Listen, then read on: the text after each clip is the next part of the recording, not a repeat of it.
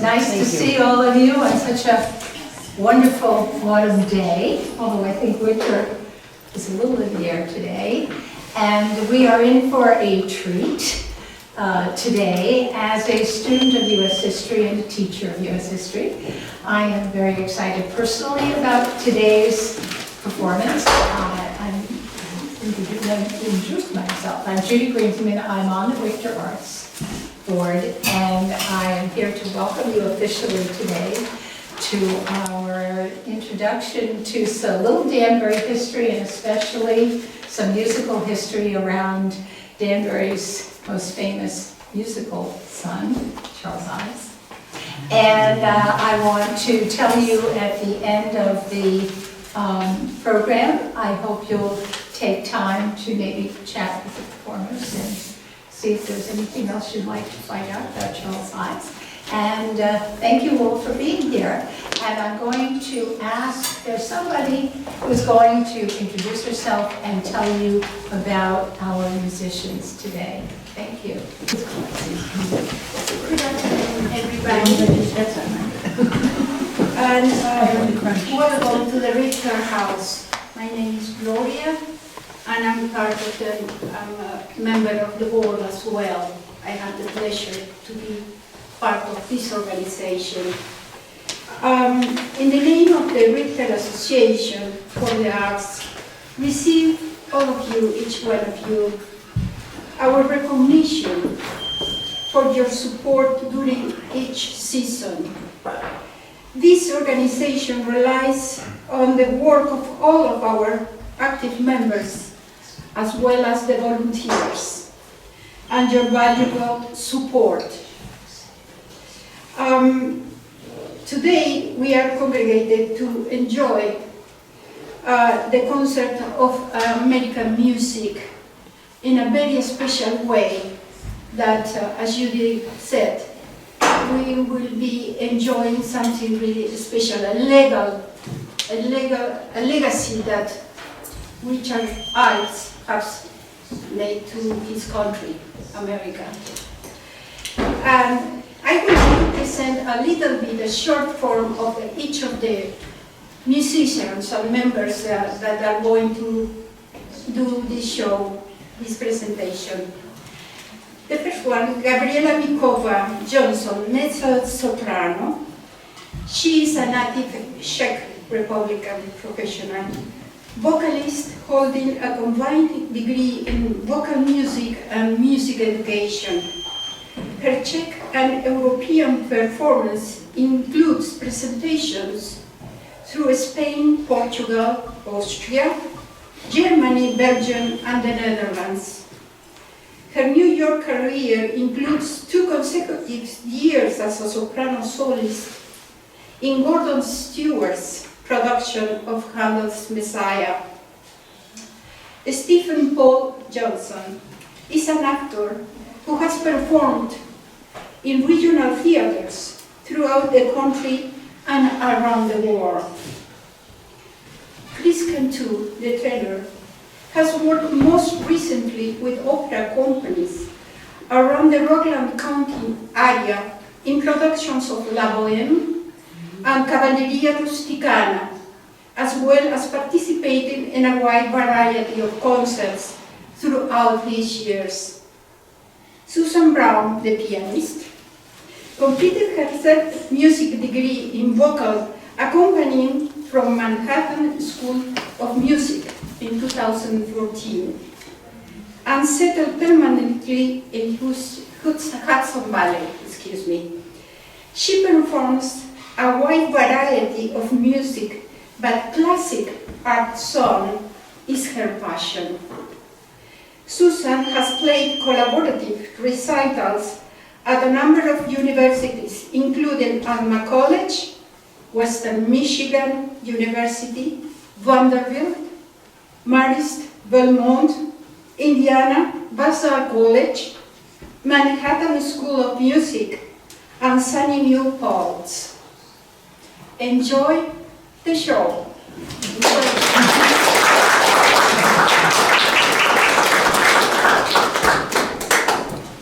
Come on in. Yeah, we need you.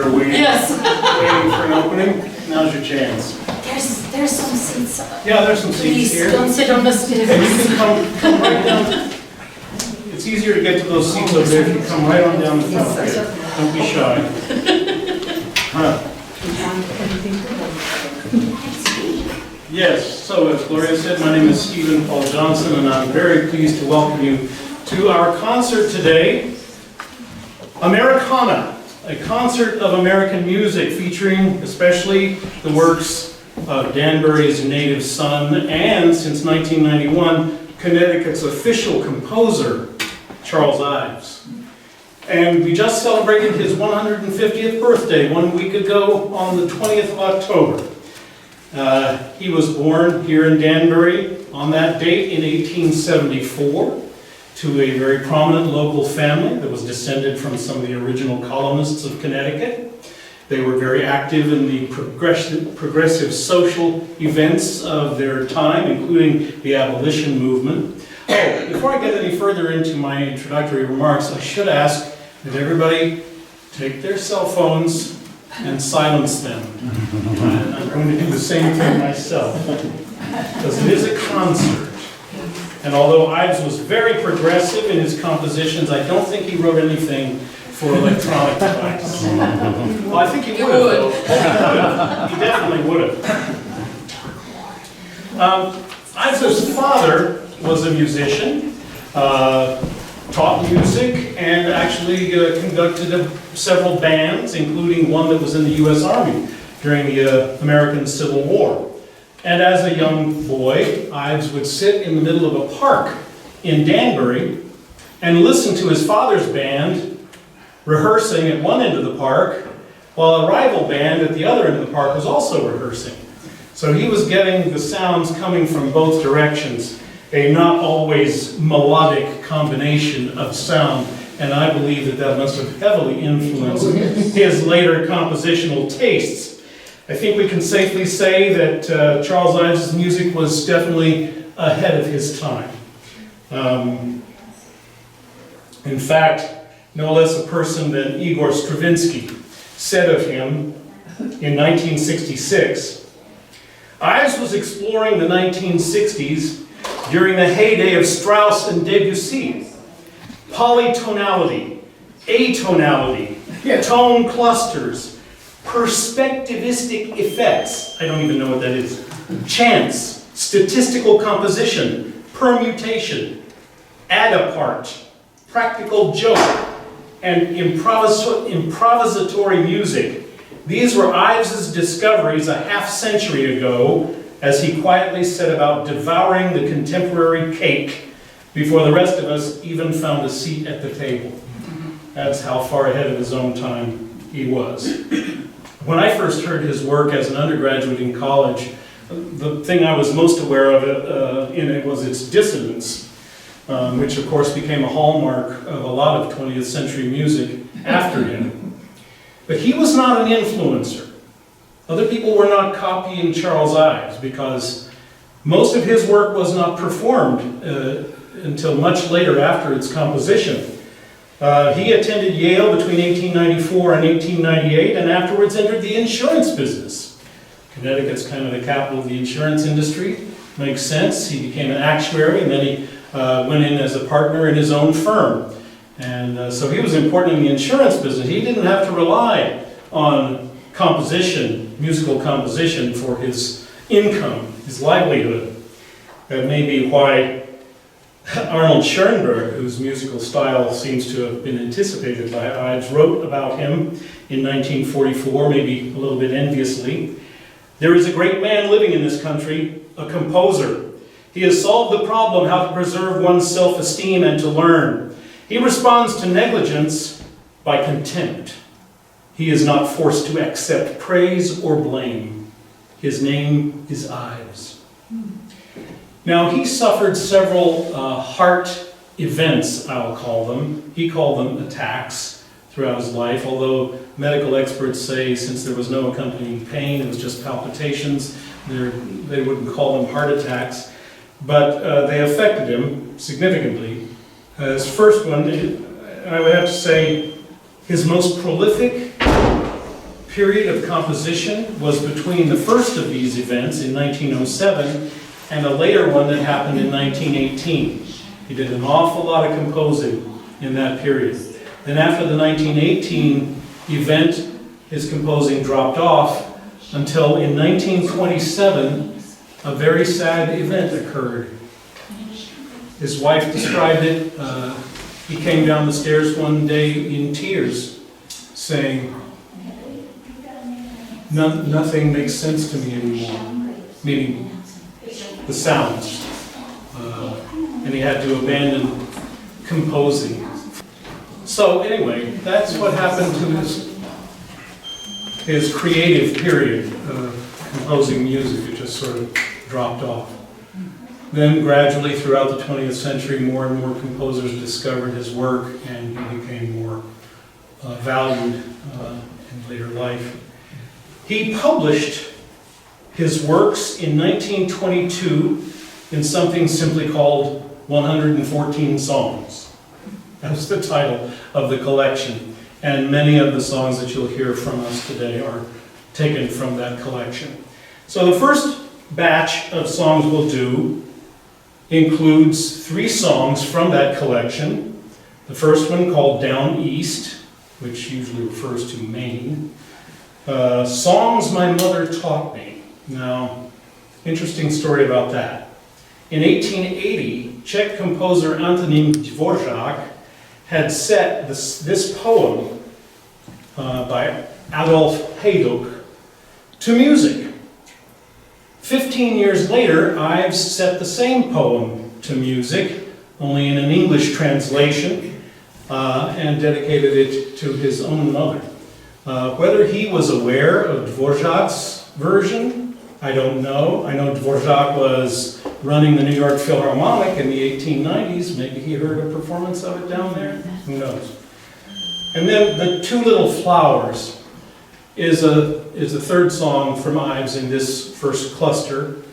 And it's a musical setting of a poem that he and his wife wrote while watching their daughter play in the garden with one of her girlfriends, just called Two Little Flowers. The other, interspersed in these songs, will be a group of songs by American composer Paul Bowles.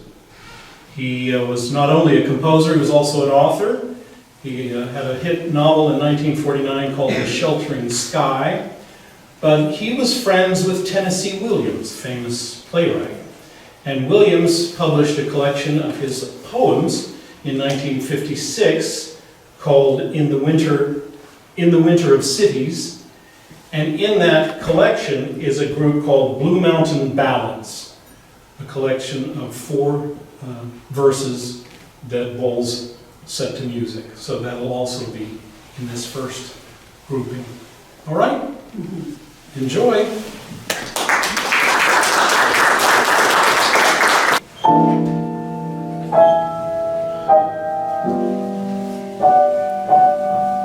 Sweet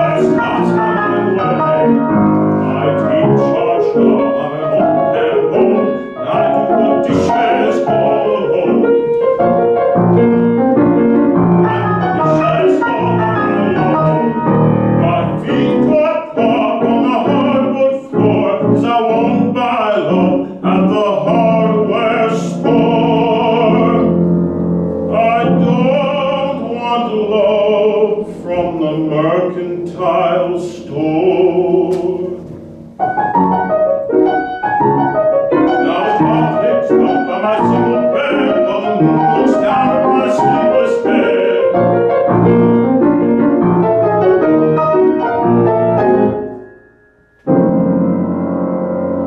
While the moon looks down at an old fool's head.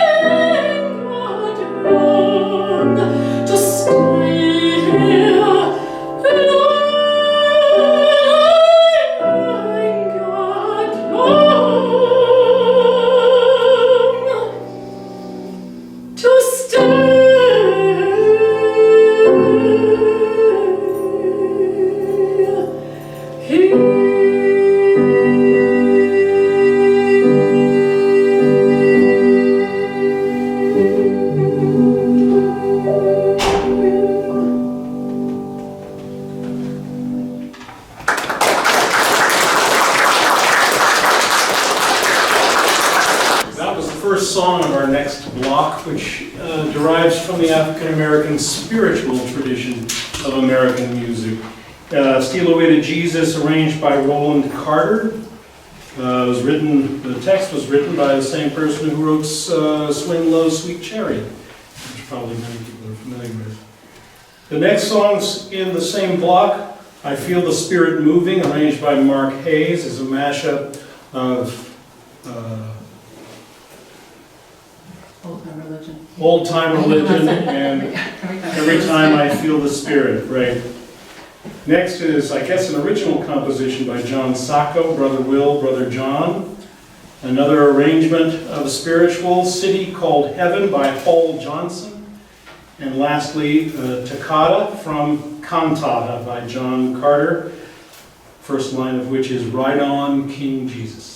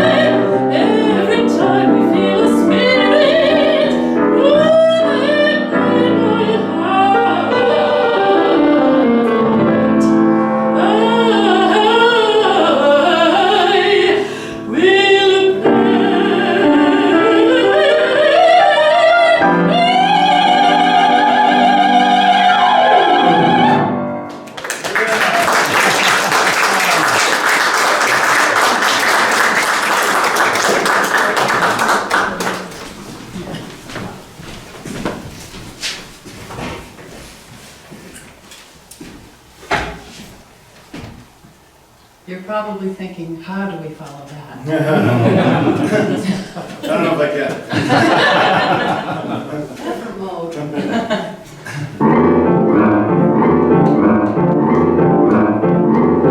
You can't take it with you, Brother Will, Brother John. You can't take it with you, Brother Will, Brother John. There ain't no use, mister, after you're gone. You can't take it with you, Brother Will, Brother John. You need to squeeze your paw and tie it in your hand.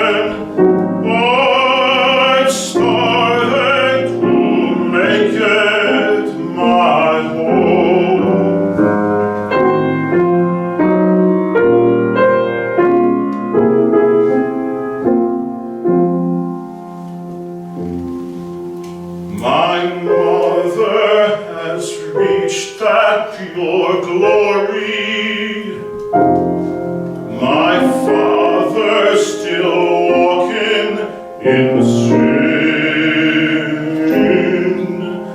My brothers and sisters won't own me, because I am trying to get in. Sometimes I am tossed and driven. Sometimes I don't know where to go.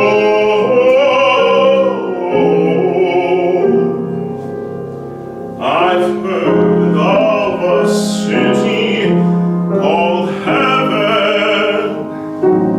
I've started to make it my home. Sometimes I am tossed and driven, Lord. Sometimes I don't know where to roam.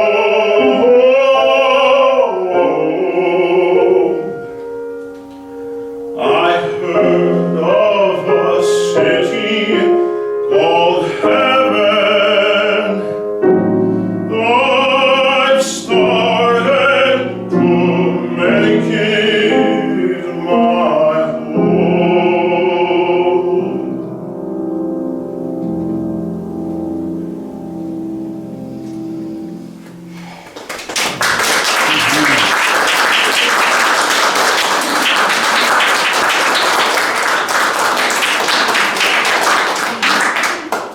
Oh, this one's fun. I gotta switch gears here from baritone to tenor. Let's do it.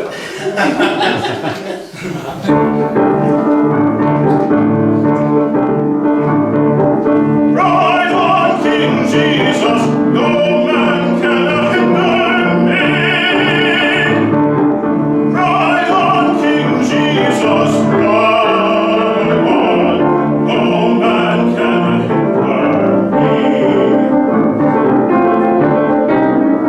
Ride on, King Jesus, no man can hinder me. Ride on, King Jesus, ride on, no man can hinder me.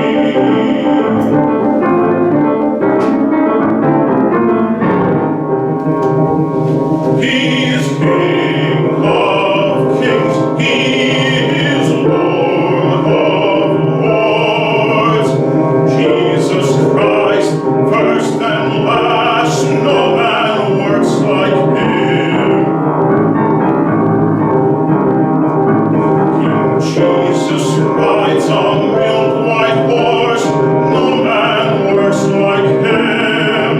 The river of Jordan He did cross, no man works like Him.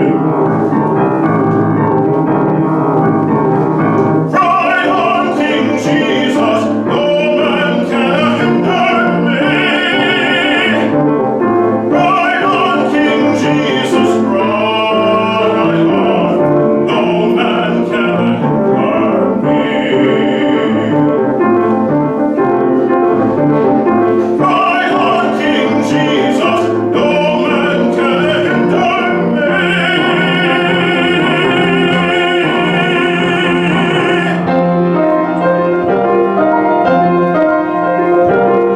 Ride on, King Jesus, no man can hinder me. Ride on, King Jesus, ride on,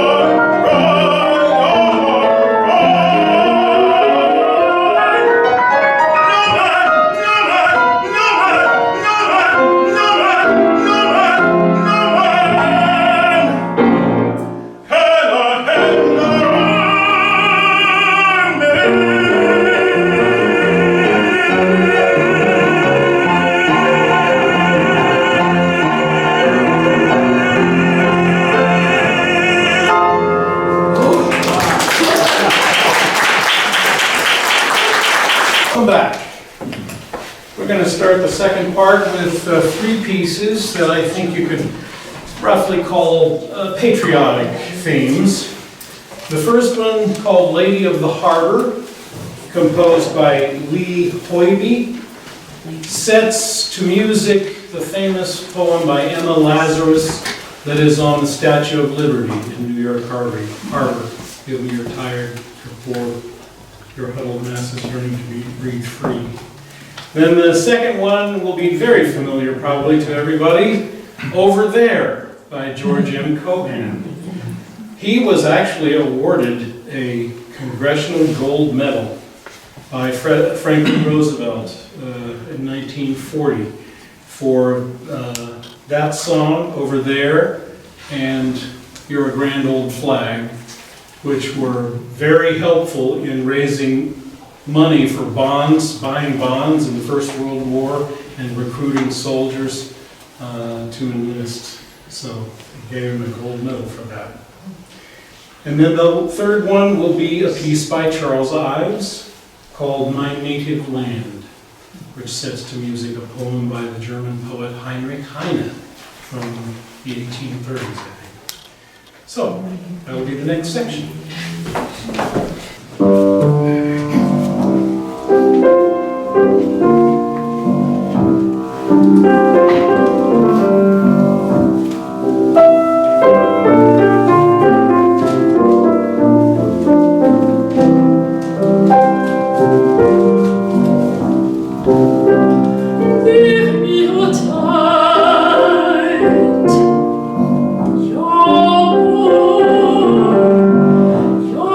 Your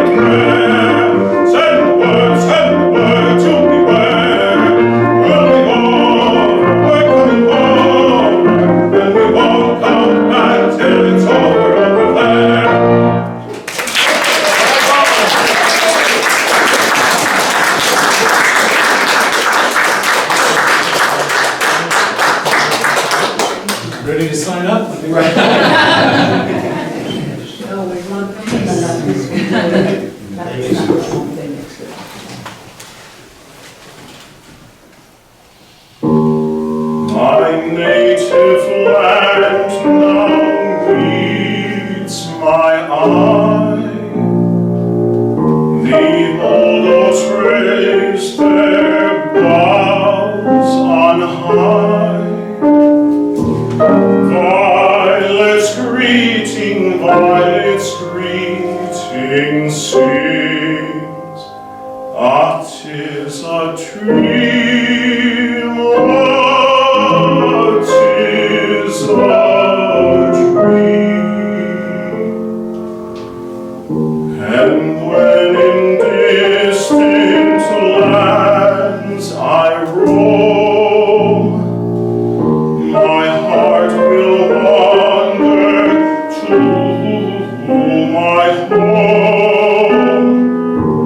While these visions, while these fancies teem, still let me dream, still let me dream.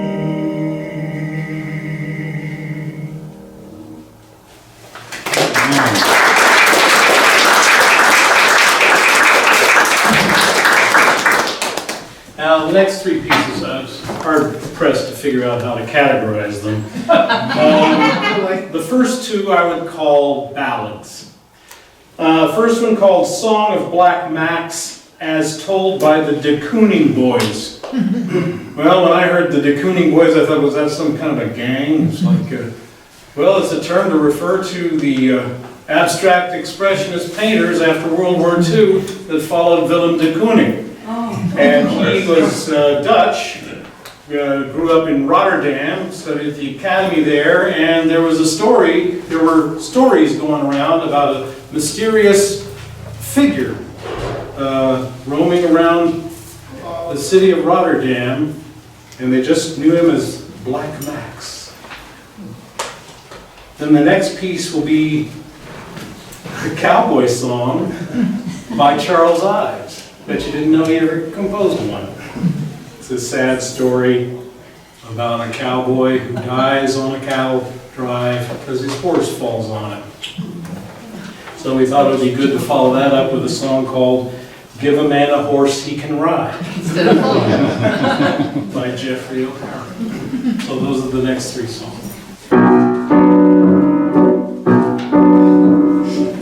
He was always dressed in black, long black jacket, broad black hat, sometimes a cape, and as thin as rubber tape.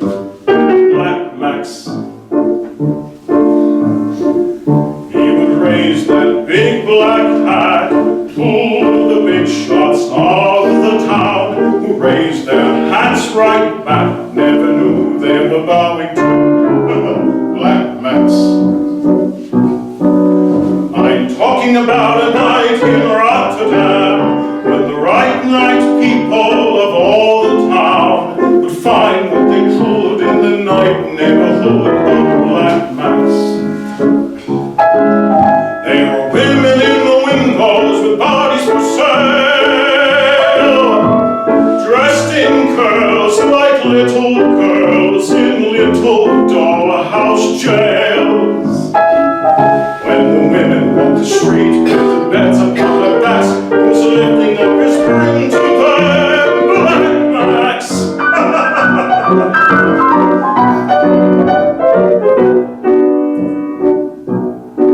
And there were looks for sale, the art of the smile. Only certain people want that mystery mile. Artists, charlatans, vaudevillians, acrobatics and civilians. There was knitting needle music from a lady organ grinder with all her sons behind her. Marco, Vito, Benno, was he strong, though he walked like a woman? And Carlo, who was 5, he must be still alive. Poor Marco, he had the sick. And if you didn't take the terrible cure in those days, you went crazy and died. And he did! And at the coffin, before they closed the lid,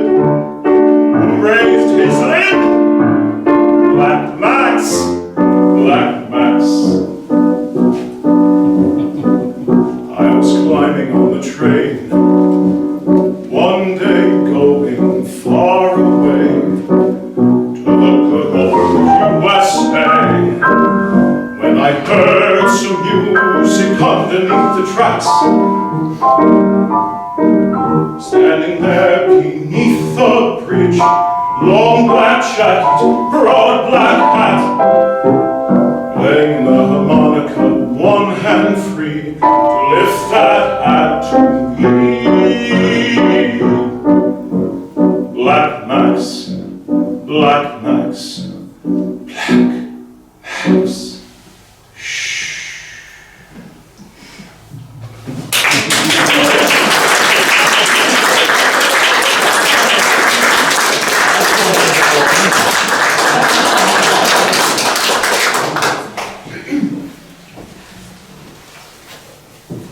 Oh boy. This is a fun one. This is the Ives. This is the Ives piece, right? Charlie Rutledge.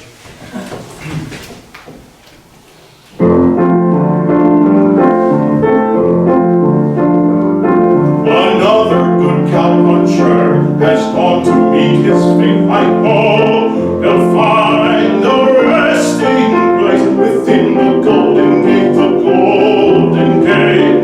Another place is vacant on the ranch of the XIT. Will be hard to find another that's liked as well as he.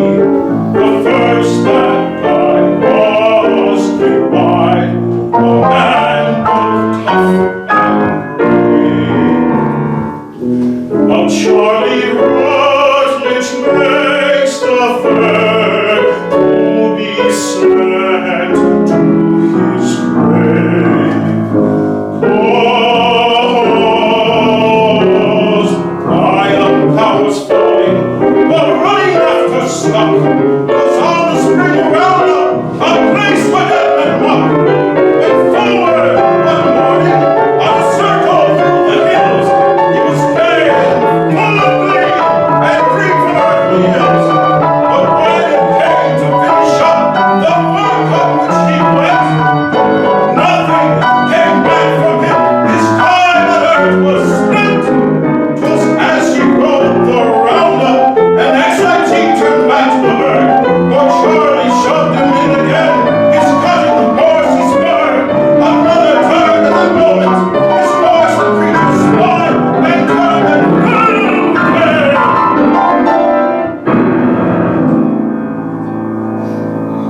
Beneath poor Charlie died.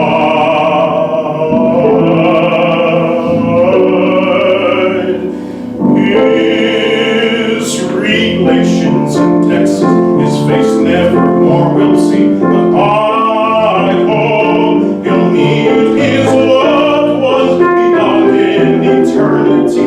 In eternity, I hope he'll meet his parents. We'll meet them face to face, and they'll be grasping by the right hand that shining throne, the shining throne, the shining throne of grace.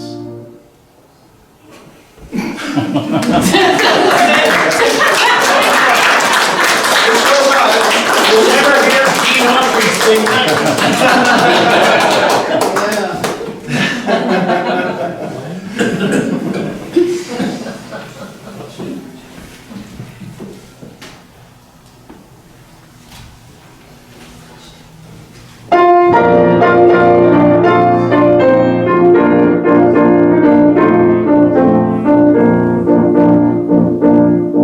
Give a man a horse he can ride, give a man a boat he can sail, and his rank and wealth, his strength and health, on sea nor shore shall fail.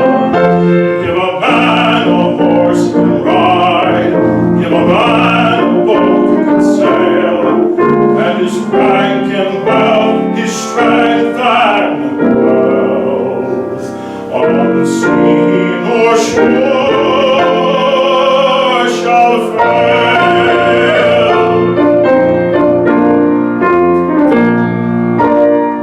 Give a man a pipe he can smoke, give a man a book he can read, and his home is bright with a calm delight, though the room be poor indeed. Give a man a pipe he can smoke. Give a man a book he can read. And his home is bright with a candle light. Though the room be poor indeed. Give a man a girl he can love. As I love thee, and his heart is great with the pulse of faith, and all on land or sea. Give a man a girl he can love, as I love thee, and his heart is great with the pulse of faith.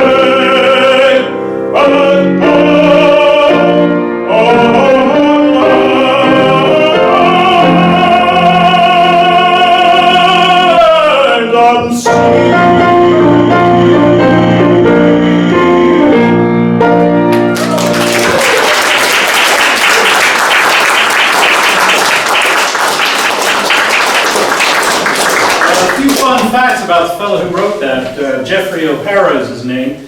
Canadian by birth, moved to the United States in the 19-teens, went out on the western prairies and recorded the music of the Native Americans out there. He got a job teaching patriotic, he was a vocal instructor teaching patriotic songs to American soldiers. Nice work if you can get it. He also composed one of the most popular songs from the World War I era, called the stammering song, Katie. You've ever heard of that? And also the Wilson administration gave him the task of composing the most recent version of the Star Spangled Banner. So that's Jeffrey O'Hara. Now we have a little comic relief. Another piece by Lee Hoybe. We'd heard from him with The Lady of the Harbor. This is the setting of a story about a snake who wants to sing, called The Serpent. And that's followed by a piece by Leslie Arden, another Canadian, and it's from a piece she composed telling the story of Hansel and Gretel.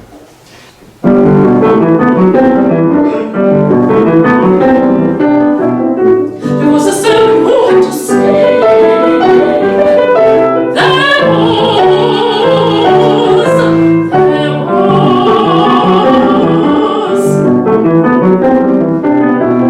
He simply gave up 17.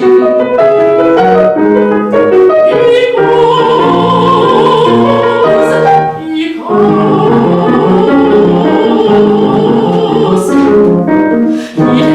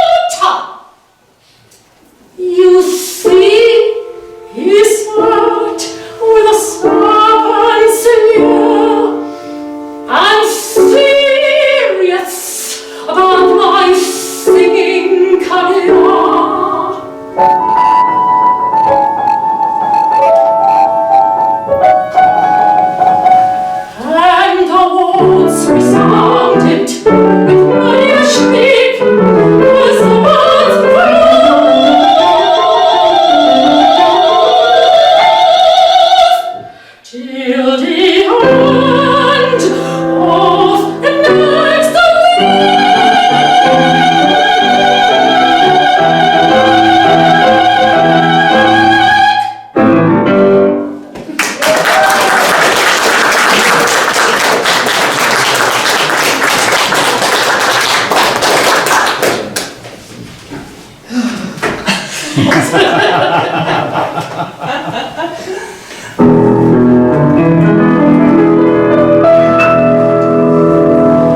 I'm sure you think that Charlie of the trumpet, you know, has all the things she wants, but I assure you it's not true. For every blossoming relationship's from pining to a halt. When every new acquaintance comes across my little tiny unimportant only fault.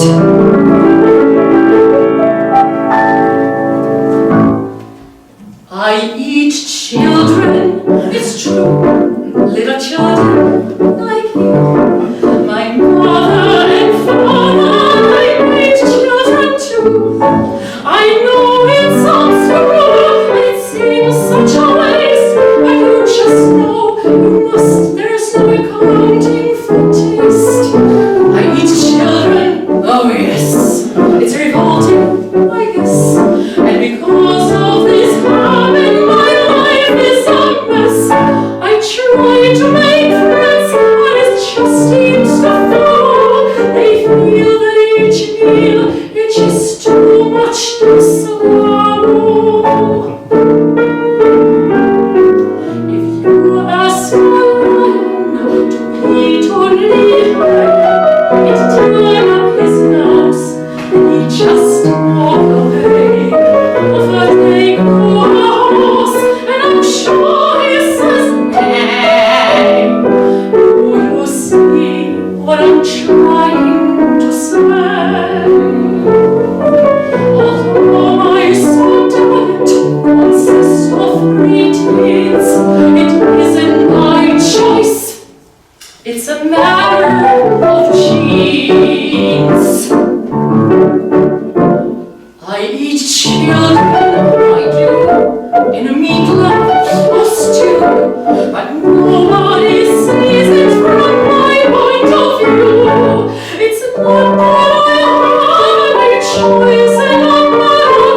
If I could eat more chops, I'm sure I'd be fatter and higher too. And I have friends like you, and you, and you. And darling, are you here by yourself? I would like to have you for dinner. No, yes, Bruce.